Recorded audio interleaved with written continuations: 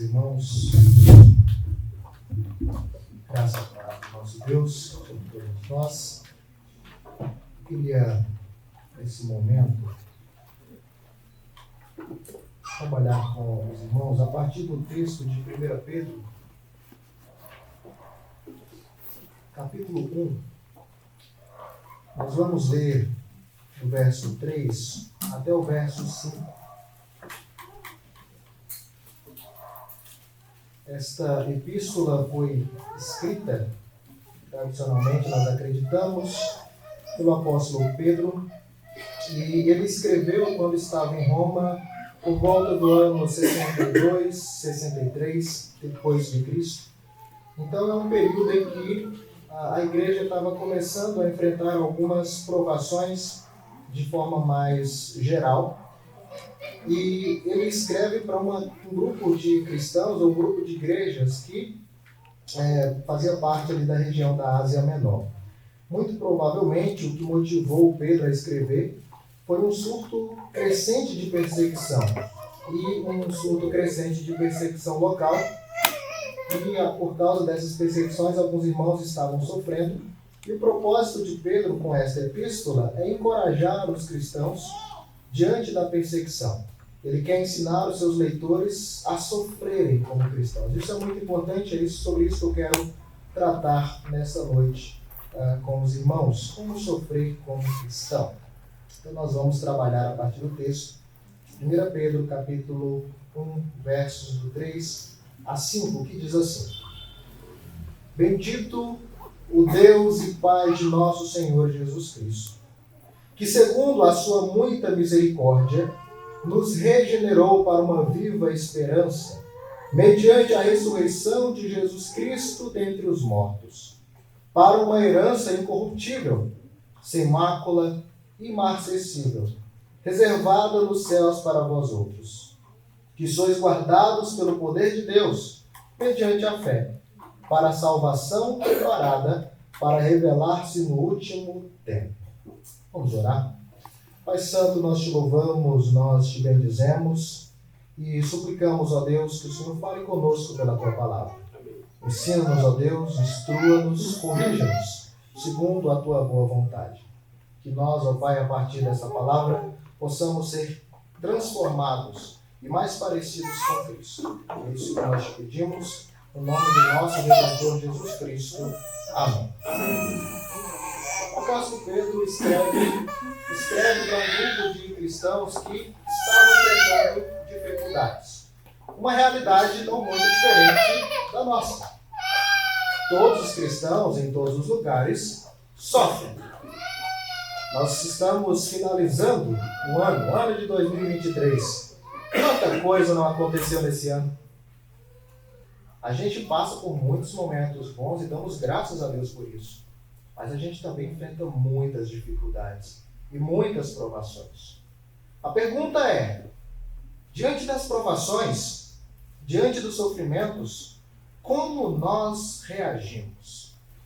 Por vezes nós reagimos com ressentimento. Em outros momentos nós murmuramos, reclamamos, Deus, por que comigo? Deus, isso não está certo. Eu não mereço passar por essa situação. Eu não mereço enfrentar tanta dificuldade. Por que comigo? Outras vezes nós caímos em um sentimento de autocompaixão. Nossa, eu sou tão bonzinho. Nossa, eu sou tão perfeito. Isso só acontece comigo. Isso só acontece comigo. Em outros momentos, alguns casos, e esses são casos complicados, alguns abandonam a fé. E há uma lógica por detrás. As pessoas afirmam, quando eu não era cristão, eu não sofria não. Só foi eu crer em Jesus, as coisas parecem que ficaram mais difíceis. O que eu vou fazer? Vou voltar para a minha antiga vida. No mundão, as coisas eram mais fáceis. Outros, seguindo do abandono da fé, desobedecem ao Senhor e fazem coisas equivocadas. Sabemos que o sofrimento é algo desagradável. Ninguém gosta de sofrer. Embora saibamos que vamos passar pelo sofrimento. Se você não está sofrendo agora, você já sofreu. ou você vai sofrer. Essa é uma realidade que nós precisamos entender.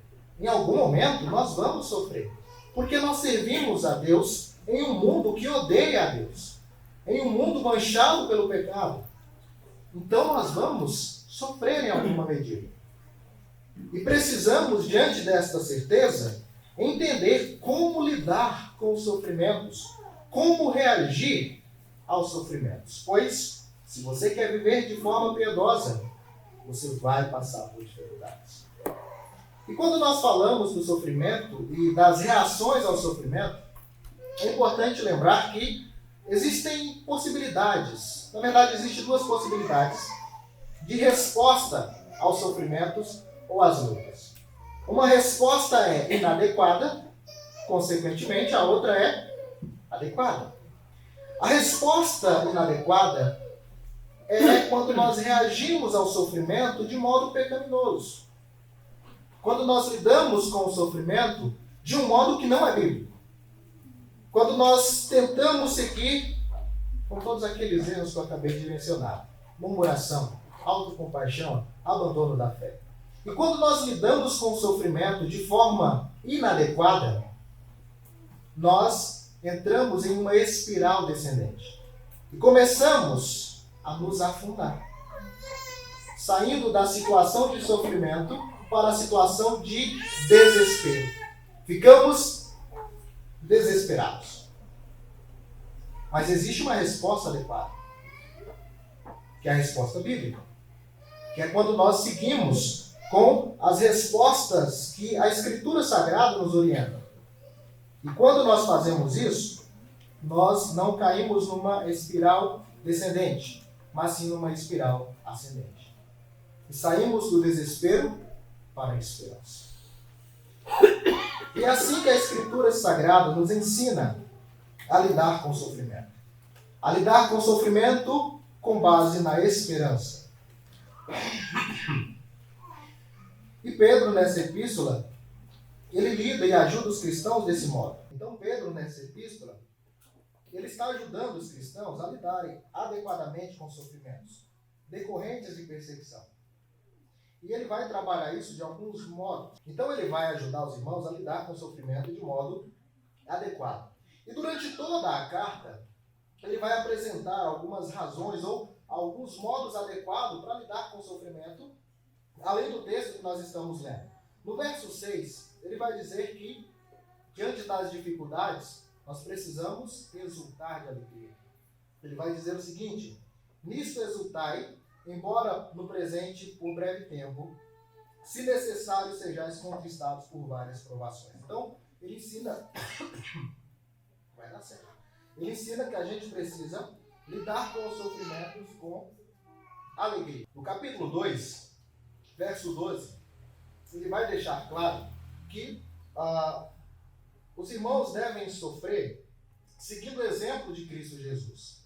Lá no capítulo 4, verso 16, ele vai dizer que os irmãos sofriam pelo fato de serem cristãos e que eles não deveriam estranhar a perseguição, pois isso era algo real que acontece na vida do crente. Olha só o que diz o verso 12 e 13 do capítulo 4. Amados, não estranheis o fogo ardente que surge no meio de vós, destinado a provar-vos, como se alguma coisa extraordinária vos estivesse acontecendo.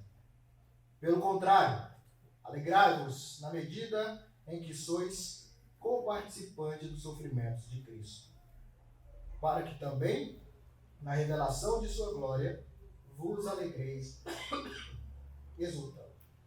Então, novamente, ele fala para nós sofrermos com alegria, porque quando nós sofremos, nós somos coparticipantes dos sofrimentos de Cristo Jesus. Ele vai apresentar outras realidades para o sofrimento. O sofrimento é uma experiência normal dos cristãos em uma sociedade perversa.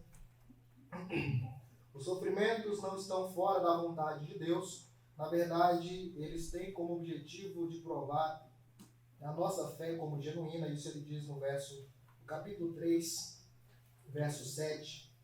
Ele diz o seguinte: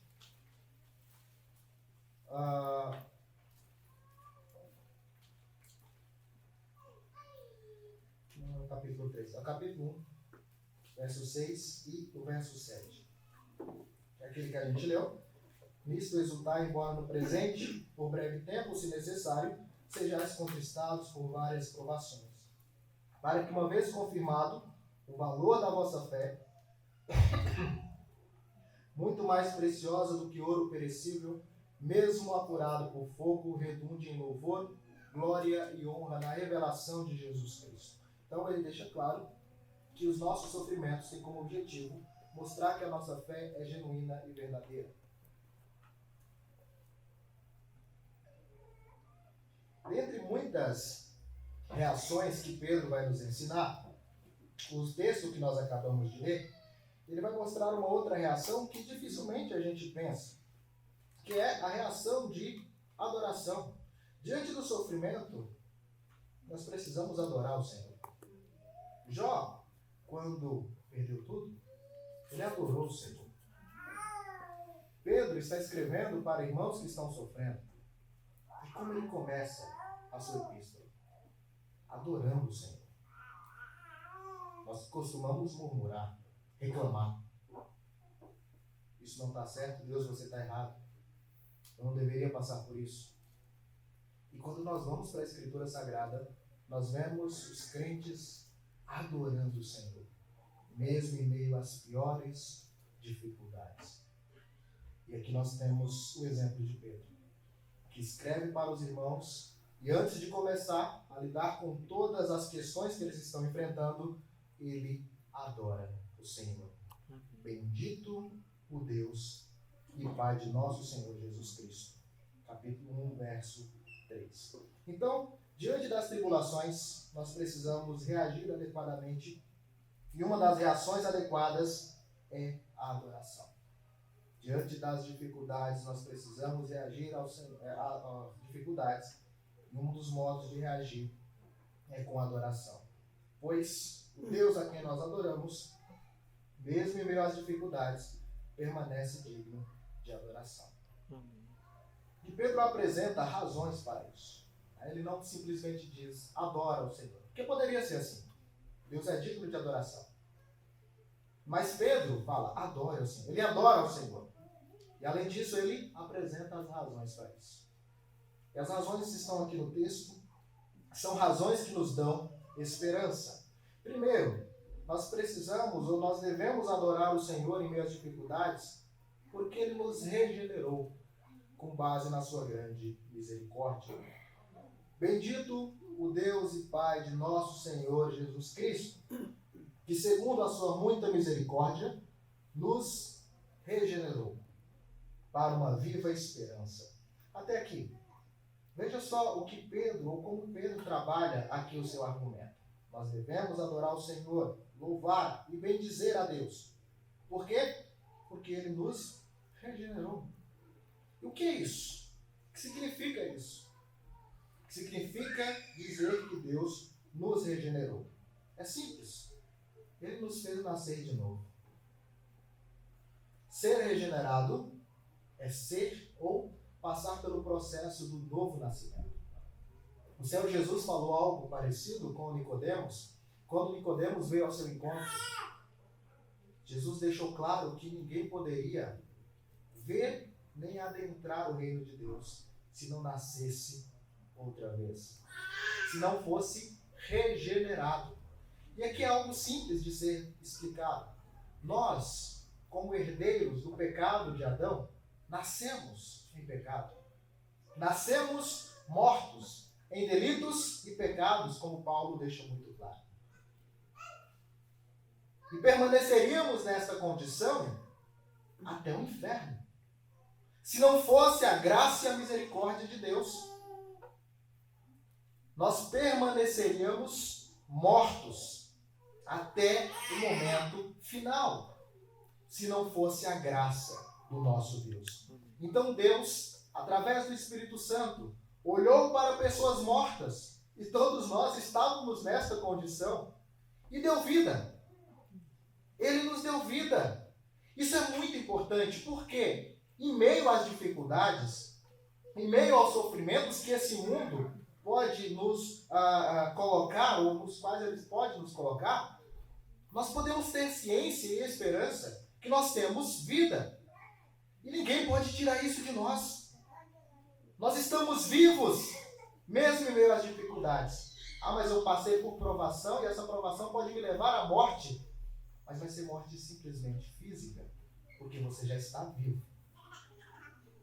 A vida que nós temos em Cristo é algo muito importante, muito maior do que qualquer sofrimento que nós enfrentamos. Ele nos regenerou. E a pergunta que nós devemos fazer é: será que Deus olhou e viu algo bom em nós para dizer, vou transformar aquela pessoa? Olha só, que bonitinho. Que pessoa boazinha. Eu estou vendo aqui no futuro, ele vai ser um bom crente. Então, porque ele merece isso, ele merece. Então, ele vai ser transformado. Vou dar vida a ele. Não, ninguém merece. Então, percebe? Nós estamos sofrendo em um mundo de pecado, mas nós já recebemos vida de graça.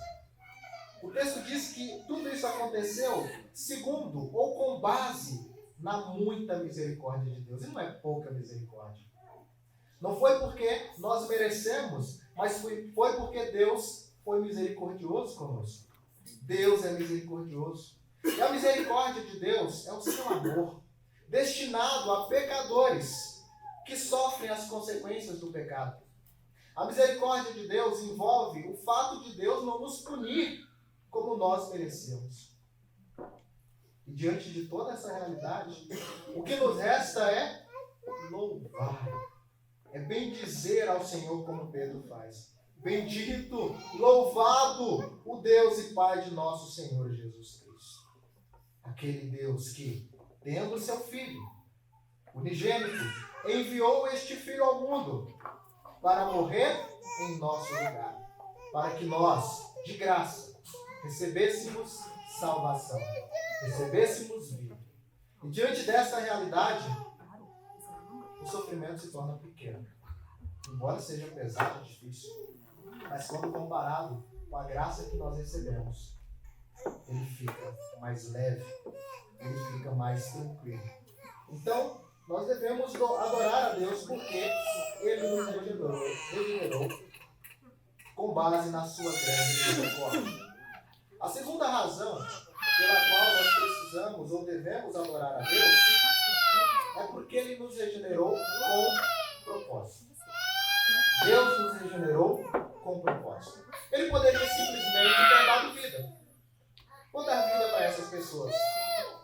Para quê? A gente tem que fazer essas perguntas. Para que Deus fez isso?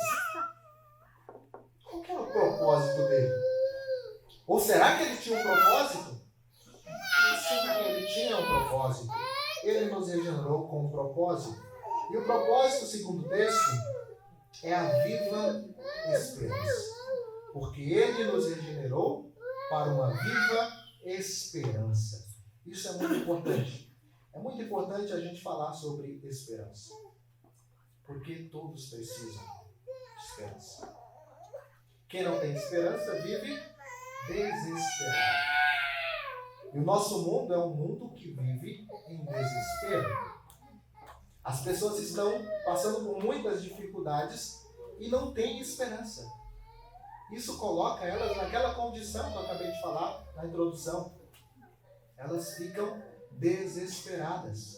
Estamos terminando um ano e vamos iniciar um novo ano. E aí começa as expectativas. Né? O que você espera para o ano de 2024? Eu espero que seja um ano melhor do que esse que passou. Eu espero que as coisas melhorem, a economia melhore. Espero que eu consiga um melhor emprego, ou que eu seja promovido no meu trabalho. Então a gente começa a ter algumas esperanças. Mas sabe qual é o problema? É que essas esperanças, elas podem falhar. Elas não são firmes. A gente não sabe se as coisas vão melhorar. Pensando financeiramente, a gente não sabe. Tudo é muito incerto. Na verdade, quando nós olhamos para a realidade do mundo no qual nós vivemos, a gente percebe uma esperança muito morta. As pessoas estão esperando coisas que não dão base nem firmeza. Só que nós temos algo diferente. Nós temos esperança. E uma esperança viva, não é morta. A nossa esperança é uma esperança viva. E essa é a esperança que nós precisamos apresentar para as outras pessoas. Uma esperança real. E qual é essa esperança? O texto deixa claro que é a esperança da ressurreição, ou que está baseada na ressurreição de Jesus Cristo. A gente pode pensar aqui na redenção final. A nossa redenção final. Essa é a nossa esperança. E por que isso é importante de ser falado para um público que estava sofrendo? Porque a gente tem que lembrar que esse mundo e todos os sofrimentos desse mundo são passageiros. A nossa esperança é eterna. Ou melhor, a herança que nós vamos receber, que nós esperamos, é eterna. Nós temos isso. Então nós precisamos olhar para a esperança. Ou nos apegar à firme e à verdadeira esperança para enfrentar as dificuldades do mundo. Eu sempre falo que as lentes para olhar para o sofrimento são as lentes da esperança. A Bíblia nos apresenta isso várias vezes.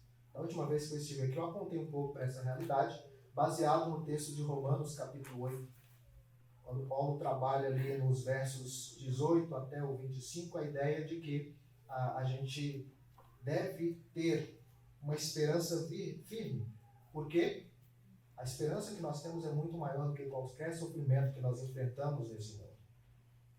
Quando ele escreve aos Coríntios, ele deixa claro que o sofrimento, embora pesados, diante da glória que nós esperamos, o sofrimento é leve e momentâneo. Então nós temos uma esperança viva, a viva esperança que é a ressurreição em Jesus Cristo. E ela tem como base a ressurreição de Jesus, pois ele nos regenerou para uma viva esperança mediante a ressurreição de Jesus Cristo dentro de nós. A ideia é simples, nós vamos ressuscitar. Se o sofrimento que nós enfrentarmos nos levar à morte, fique tranquilo, porque você vai ressuscitar em Cristo Jesus. O apóstolo Paulo, no capítulo 15 de Romanos, ele trabalha muito bem essa ideia, a ideia da nossa confiança ou da nossa certeza de ressurreição, baseado na ressurreição de Jesus. Quando ele deixa claro que se Jesus não ressuscitou, a nossa fé seria vã, nós não teríamos esperança, ou melhor, a nossa vida seria terrível.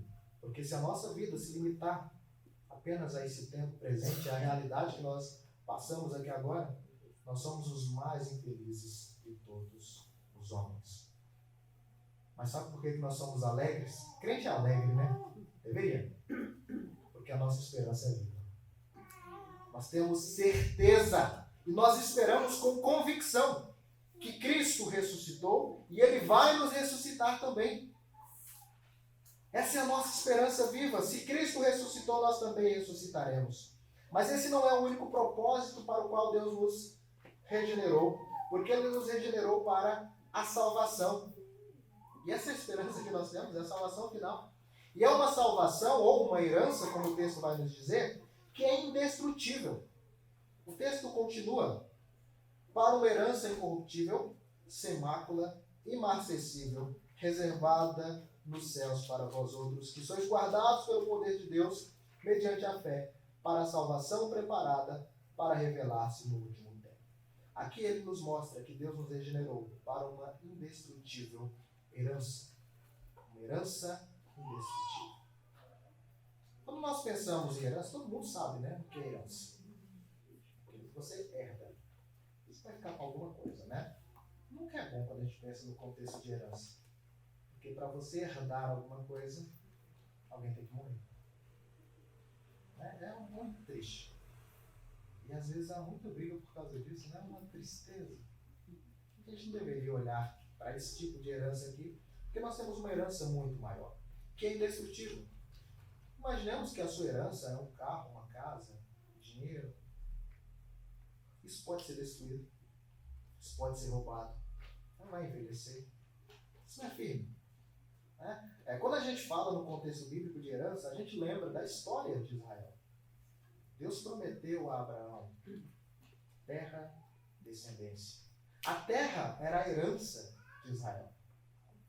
Israel habitou na terra de Canaã, sofreu muito naquele contexto. Né? Eles perderam a terra durante o cativeiro babilônico, voltaram, a terra não era sua, eles ficaram, e depois disso, nunca mais a terra tinha sido deles, e ela não era algo indestrutível. Chegou um momento em que aqueles que creram em Jesus, entenderam que a terra não era o ponto principal da herança. Porque a terra de Canaã, ela poderia ser destruída, roubada, mas a herança que eles receberiam, crendo em Jesus, era uma herança indestrutível. E aí ele apresenta algumas características para mostrar que essa herança ela é indestrutível. Ela é incorruptível. Ela é sem mácula, não tem mancha, imarcessível, ela não murcha. Não é igual uma folha que vai murchar. A herança que nós possuímos, ela não vai ser destruída.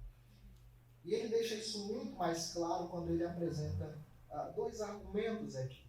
Ele diz assim, que nós recebemos esta herança incorruptível, sem mácula, imarcessível, e ela está reservada nos céus para vós outros. A pergunta que eu faço é, quem reservou esta herança nos céus? A resposta é simples, Deus.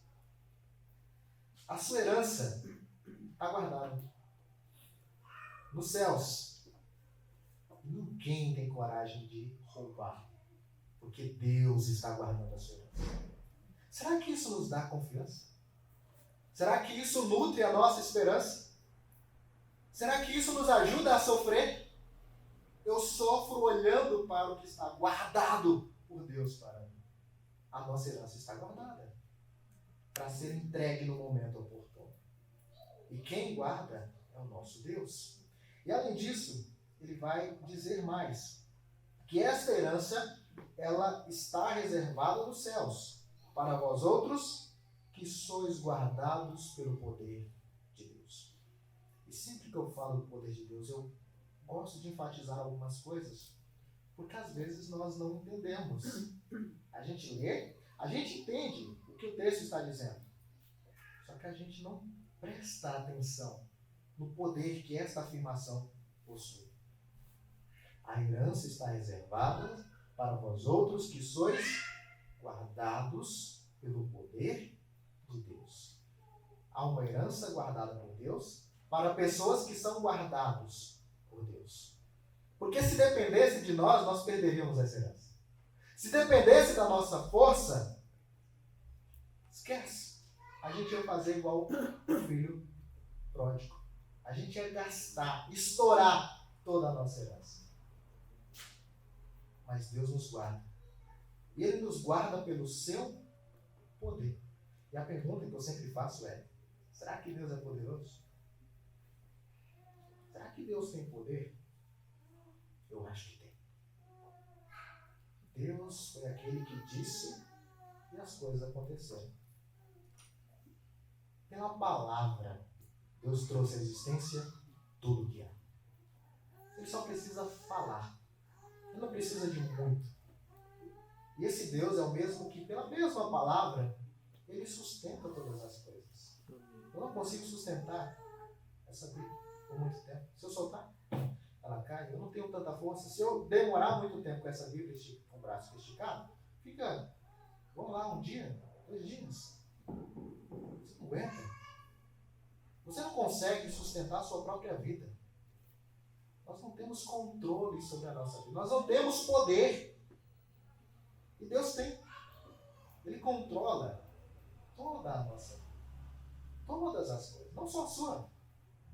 Ele controla todo o universo. A força da gravidade é fraco perto do poder de Deus. Porque Deus controla a força da gravidade. E é esse mesmo Deus que tem todo esse poder, que guarda a nossa herança e guarda também a nós diante das lutas e dificuldades. A nossa herança ela está guardada e ela é guardada pelo próprio Deus. Para aqueles que são guardados também pelo poder de Deus. E Pedro apresenta de um certo modo a nossa parte. Porque a gente pode ler algo nesse sentido e falar, tudo bem, Então é só viver de forma passiva aqui que Deus vai cuidar de tudo. Não. Nós precisamos expressar a nossa fidelidade a Deus, pois nós somos guardados pelo poder de Deus mediante a fé. A nossa fidelidade, o nosso compromisso com Deus. Isso não significa que Deus trabalha 50% e nós fazemos a outra parte. Não. Deus trabalha 100%. E a nossa responsabilidade é 100%. Durante essa caminhada, nós precisamos confiar em Deus. Expressar a nossa fidelidade a Deus. E nós só conseguimos fazer isso porque Deus nos guarda. Porque Deus nos guarda. Então, meus irmãos, olhamos para esse texto, olhamos para essas realidades e devemos nos perguntar: como temos reagido aos sofrimentos? Como temos enfrentado as perseguições por causa da nossa fé? Podemos reagir de várias formas. Chorando simplesmente, murmurando, só reclamando, abandonar a fé, talvez seja mais fácil. Ou nós podemos olhar para Deus e dizer: Deus, bendito é o Senhor. Eu estou sofrendo, está doendo, mas o Senhor é bendito eternamente. As coisas estão difíceis, eu não sei se eu vou aguentar, mas mesmo assim o Senhor é bendito eternamente. Porque Deus, Ele nos salvou. Deus nos deu esperança. E não é qualquer esperança, é uma esperança viva, uma esperança real. E essa esperança, ela baseia-se na herança que está guardada para nós. Está lá, guardadinha, esperando o dia que Deus vai trazer de forma completa através de Cristo. Enquanto isso, o próprio Deus nos guarda. Você está nas mãos de Deus. Já parou para pensar nisso? Você está nas mãos de Deus. E esse Deus te guarda. Você está nas mãos de Cristo. E Cristo te guarda com muito poder. Que é o poder que Ele tem. E enquanto aqui estamos, nós cremos nessa verdade e vivemos de acordo com ela. Deste modo, um dos modos de reagir ao sofrimento é com adoração. Louvado seja Deus em meio às minhas dores, em meio às minhas lutas. Porque Deus sabe muito melhor do que eu o que eu estou passando. Uma das perguntas que nós devemos fazer em meio às dificuldades é: como eu posso adorar a Deus em meio às minhas dificuldades? Como em meio a esta luta eu posso glorificar a Deus? A gente mal pergunta isso. A gente quer saber logo como lidar com a dificuldade. Como resolver o problema. A gente nunca pergunta: como esse problema pode me levar a adorar a Deus? Como esse problema pode me tornar mais parecido com Cristo? Como esse problema pode me fazer, assim como Pedro, dizer: bendito seja o Senhor. Precisamos nos atentar para essa verdade. E mesmo em meio às lutas, adorar o Senhor, confiar no Senhor, esperar no Senhor. Porque o nosso Deus é poderoso e Ele nos guarda e vai nos guardar até o fim.